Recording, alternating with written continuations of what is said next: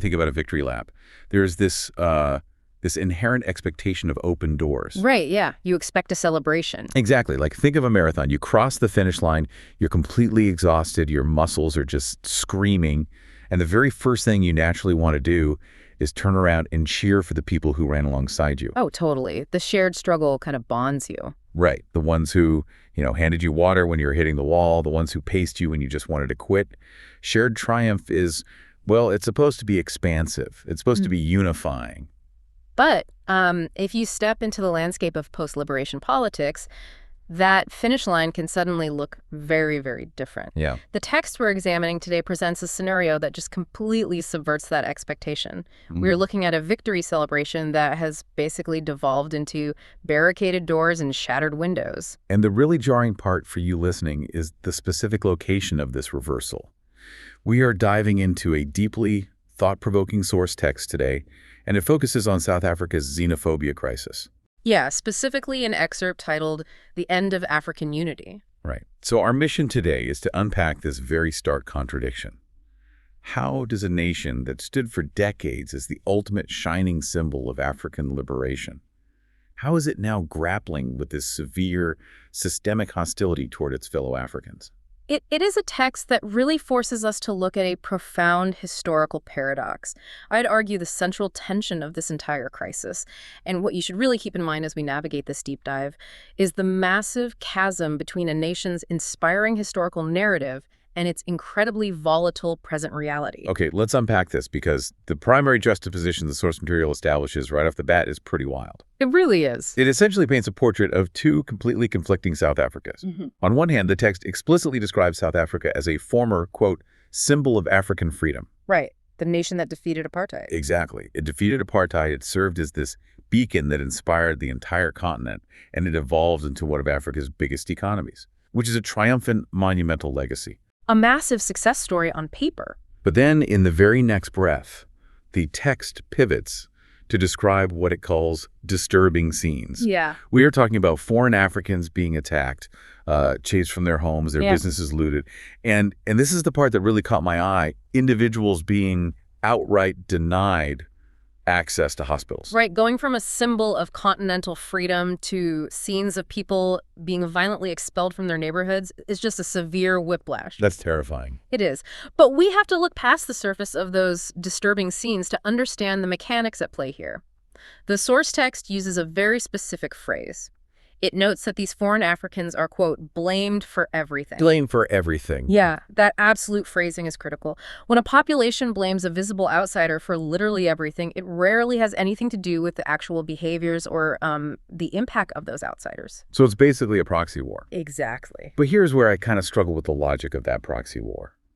The source specifically highlights that South Africa is one of Africa's biggest economies. Right. My brain immediately assumes that if the macroeconomic pie is huge, there should be enough to go around. Like, if the country is wealthy on paper, why are we seeing a societal reaction that is entirely rooted in a desperate sense of scarcity? That's the million-dollar question, isn't it? Yeah.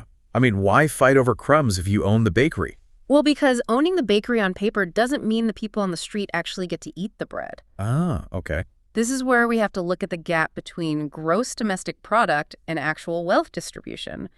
A high GDP can act as a phenomenal smokescreen, honestly. A smokescreen for who? For international investors, mostly. It looks great to them, but it can easily coexist with massive structural unemployment and a deeply entrenched inequality that's just left over from the apartheid era. Right. The historical baggage doesn't just vanish. Exactly.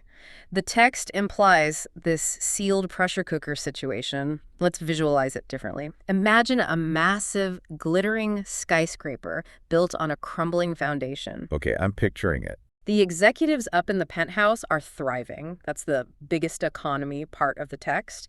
But the people living down in the basement are dealing with flooding, broken pipes, and absolutely zero upward mobility. And when you are drowning in the basement, you don't attack the penthouse because you literally can't even reach the elevator. The security is way too tight. Precisely. That is the mechanism of lateral violence. Lateral violence. Yeah. The systems of power that dictate economic inequality, so corrupt governance, systemic poverty, lack of infrastructure, Those things are invisible, they are fortified, and they are incredibly difficult to dismantle. You can't just go out and punch structural unemployment in the face. Exactly. You cannot easily throw a rock at macroeconomic policy. But the immigrant shopkeeper who just opened a stall down the street, They are visible. they are visible and they are accessible. They become the path of least resistance for a population's displaced rage. The source says they are blamed for everything because blaming a complex, invisible economic system doesn't provide that immediate, visceral release that chasing someone out of a neighborhood does. That reframes the violence completely for me. It's not necessarily a targeted hatred of the specific nationalities. It's an explosion of domestic frustration seeking the most vulnerable target. All right, it's an outlet. But, we really can't ignore who those targets are because the text is very deliberate in listing them out. It doesn't just vaguely say foreigners. No, it gives a very specific list. Yeah, I have it here. It lists Ghanaians, Nigerians, Zimbabweans, Ethiopians, Somalis, Congolese, and Mozambicans. And the breadth of that list is really the core of the crisis. See, here's where it gets really interesting. Looking at that list, my initial assumption about, xenophobia or border friction is completely challenged. How so? Well, usually when we hear about border disputes, it's highly localized. It's a conflict over a shared river or a localized migration route or, immediate neighbors clashing over resources right at the borderline. Right, like a turf war. Exactly. But this list spans the entire continent. Yeah. You have West Africa, the Horn of Africa, Central Africa, and the immediate southern neighbors. It's massive. Doesn't this list suggest a systemic, continent-wide rejection rather than just a few isolated neighborhood conflicts? I completely agree. And I would actually take it a step further. It isn't just a rejection of geography. It is a rejection of a shared continental identity. A shared identity. Yeah, when hostility is this generalized across so many different distinct nationalities, it tells us that the African foreigner has been homogenized into a single threatening category in the minds of those rioting. Which is tragic. It is. And this brings us to what I think is the most devastating question the source text poses. It asks, point blank, let me find the quote here. Why are fellow Africans being targeted in the land once liberated with support from the rest of Africa? Oof. That line is an absolute gut punch. Liberated with support from the rest of Africa. It really is. It completely shatters the idea that South Africa defeated apartheid in a vacuum all by itself.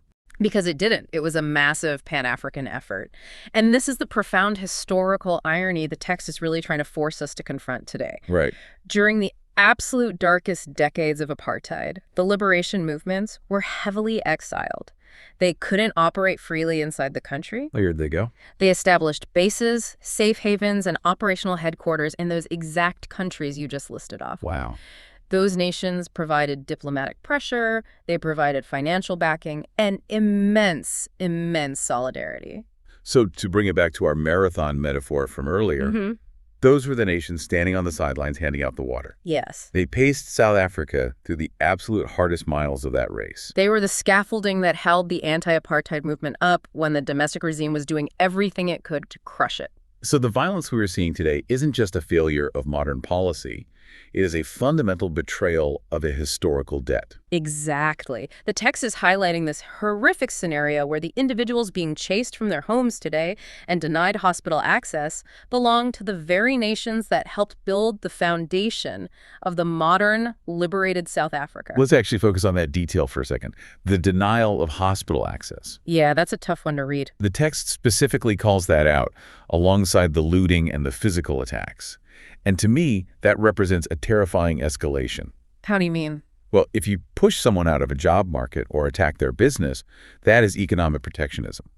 I mean, it's ugly, it's violent, but it has a twisted economic logic to it, right? Right, fighting over resources. But denying someone access to a hospital, that crosses a line from economic anxiety into outright biological dehumanization. It really does. It is essentially saying your physical survival does not matter here to the exact people whose homelands ensured South Africa's political survival. It's incredibly dark, and it strips away any illusion that this is purely about job competition. Yeah, you don't deny someone an IV drip because they took your cashier job. Exactly.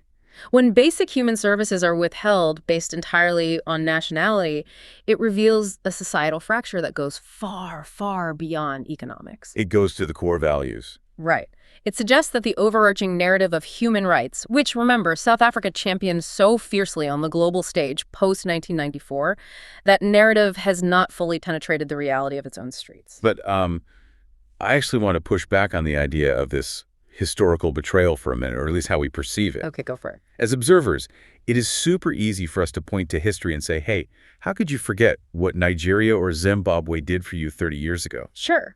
But if I am a disenfranchised youth living in a township today, dealing with rolling blackouts, absolutely zero job prospects, and a government that seems completely detached from my reality, does that historical debt mean anything to me? That is a very fair question. Like, is it actually historical amnesia?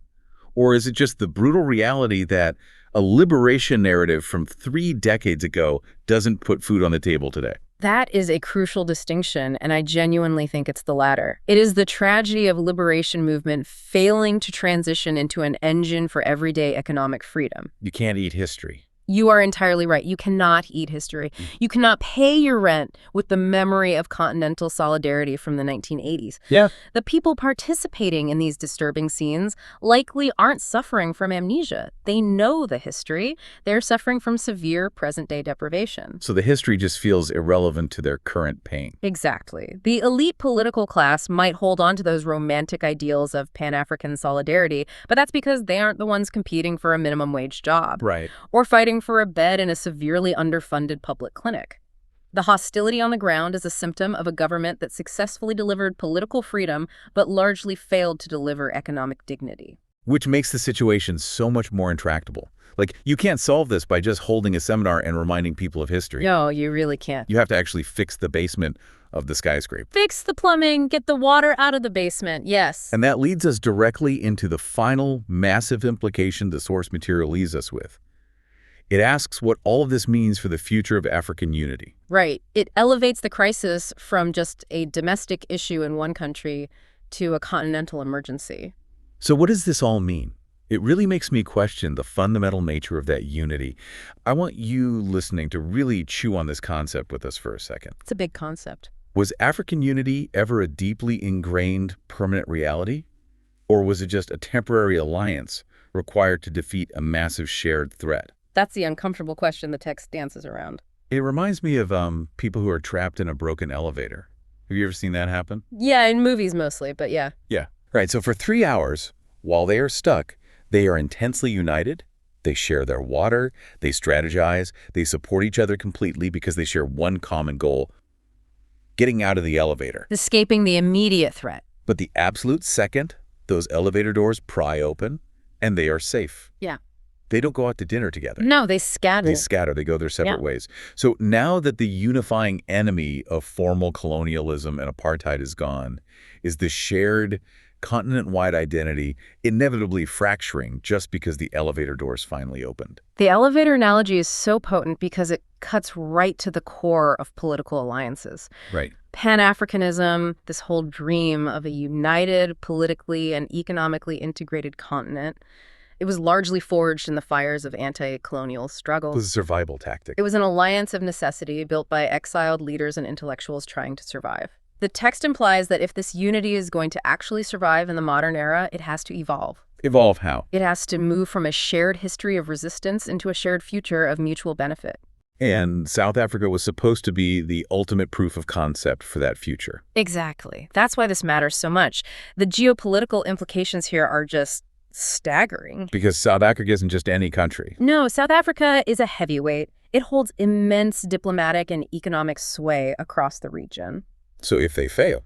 If we connect this to the bigger picture, the unspoken fear in this source text is that if the flagship of African liberation turns violently inward, it sets a terrifying precedent. Right, the nation that the rest of the continent literally bled to help free. Yeah.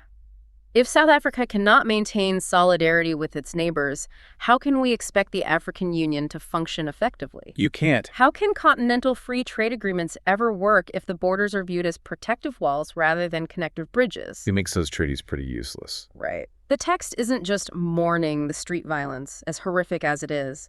It is actively mourning the potential collapse of a massive geopolitical dream. It's the realization that unity is incredibly fragile when the common enemy disappears and the internal domestic pressure really starts mounting. It's a harsh reality check. It forces us to confront a heavy reality rather than just, scrolling past those disturbing scenes on our feeds and moving on with our day. Exactly. You have to look at the structural decay causing it. So to sort of synthesize what we've pulled from this source today for everyone listening, we are looking at a deeply tragic paradigm shift.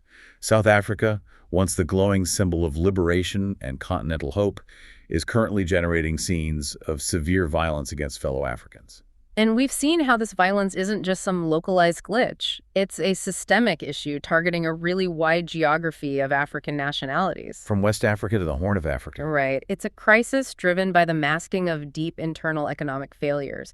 It's the disconnect between claiming to be a big economy and the reality of life down in the flooding basement. And we've examined the agonizing irony that the people facing this scapegoating, this looting, and this denial of basic humanity-like access to hospitals are from the very nations that helped dismantle apartheid in the first place. The historical allies have basically become the present-day scapegoats. Yeah. And for anyone trying to understand the mechanics of society, this text is a vital lesson. It demonstrates how swiftly a narrative of solidarity can evaporate when it's replaced by the visceral panic of scarcity. It happens so fast. It does. Yeah. And it